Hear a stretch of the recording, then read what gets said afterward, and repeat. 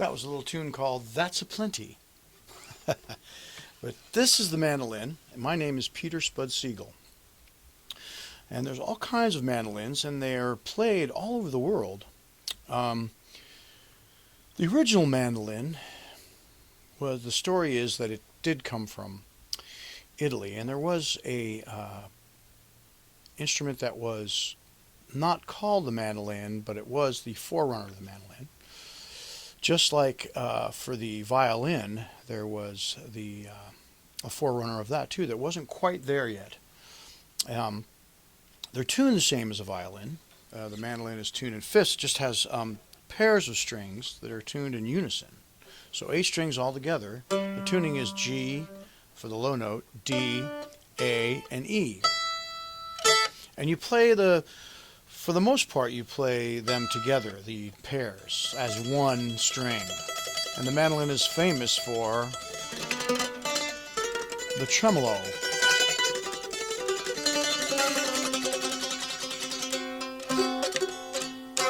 So it's a very fun instrument to play, and it's small enough to play in a small area, or you can play it in the car real easily. It plays a lot of melody, but you can play chords and rhythm too, as well. And since it is tuned in perfect intervals, the fifth, not like a guitar where you have some, for instance, the guitar has that B string that makes it a little difficult to transpose.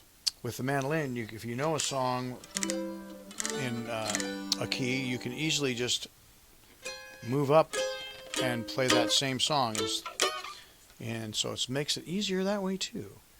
So the mandolin has a few cousins and relatives throughout the world. For instance, in Brazil, there's an instrument called the bandolin, which is pretty much a mandolin. It's just a little bit bigger, tuned the same, and it has a different tone to it. And just like the original mandolins from Italy were sort of like lutes, and they had a gourd back, what they call the gourd back mandolin. And these instruments here, that I have a few I will show you, the idea was from Orville Gibson, who started the Gibson Guitar Company back in the late 1800s, and it's just been taken off since there. This is his design here. This is a copy of that was made in Portland, Oregon here in 1984, of an F3 they call it, because it has 3 points, as you see. And the scroll here is called the Florentine, so the F means Florentine, and he was inspired by the Italian. So this has an oval hole, as you can see, for a sound hole, much like guitars. Some guitars are round hole, but there are some oval ones. And the other instrument that came out of the Gibson later in the 20s, maybe the late teens, 19-teens, is an instrument like this, which is tuned exactly the same. You can see it has the Florentine, and it has the points. This is an F5, a copy of an F5 made here in Portland as well. And it is a brighter sounding, maybe cuts through more. I like to play this one for when I'm playing Irish music and Latin music. If I'm just playing a duo with a guitar, it has a better bottom end, I think, of more tone in that way. So I can demonstrate a little bit, but first I want to tell you great things about the mandolin. One thing that I noticed just traveling around with a mandolin, when you go to other countries, there's a lot of guitars, and if you stroll around, walk around with your case, and somebody's playing the guitar on their porch or something, they'll sometimes look at you and go, well, what is that? Is it a ukulele? What is it? And you'll say, well, it's a mandolin, and I'd like to join you. And it's easy to join. You don't have to know all the chords. You're playing sort of melody, and so it's easy that way. And it's interesting because in Italy, the mandolin is female. No, it's male, excuse me, mandolino. Whereas in Spain and in Spanish countries, in Mexico when I traveled, it's mandolina. It's So it's interesting how they classify it in that way. But in Ireland, the mandolin was mostly a learning instrument to learn how to play the fiddle because the fingering is the same.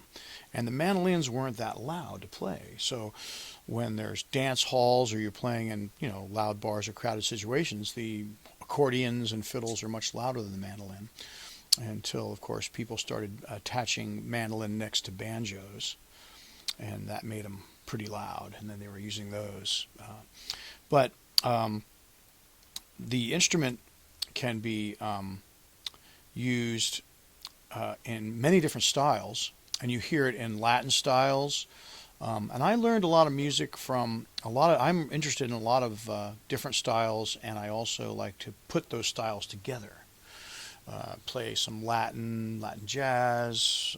I like to do that together. But let me just, I'll demonstrate a little bit of some Latin music. This is when I first started out, I was taking lessons down in Berkeley, California. Once a year, my family was down there. I'd go down for Thanksgiving.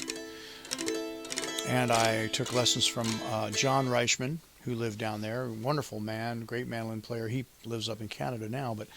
And he taught me these songs from Puerto Rico, which were originally played on the Puerto Rican cuatro, which is another double-stringed instrument. However, it's tuned like a guitar without the B string, so it's another one of those instruments where you don't have to work, when you can transpose easier. But anyway, this comes from Pedro Badilla, and I went to Puerto Rico to try to find him, and I never did find him. He was this type of music is called Jibaro music in Puerto Rico, and that's hillbilly music. So here's a couple of songs from there.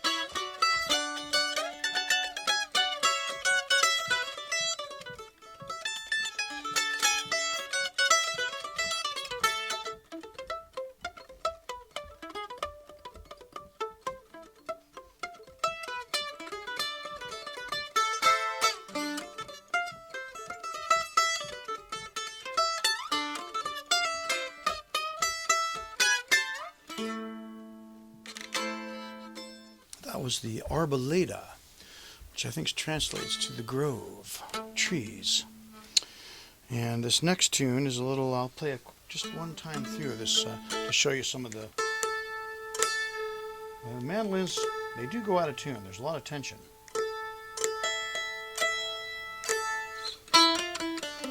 This one is like a bolero. It's called Juramento.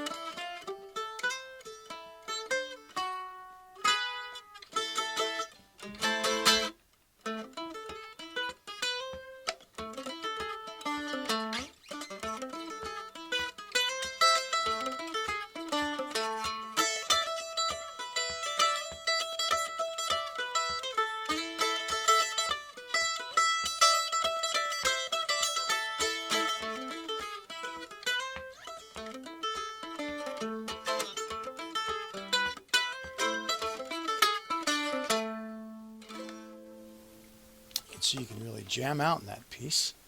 It's fun to play with others. So yes, like I say, I like to play a lot of stuff. Those two tunes I played similar tunes from all over the Latin world. Novelty tunes, we might call them, that kind of fit in with this little Latin band that I was playing. And it was acoustic guitar, upright bass, and a drummer that played a lot of congas and bongos, light percussion, guido, which is the little sound like that. And just with a drummer on that Latin stuff it's really nice. You can play less, it seems like, and it just comes out more.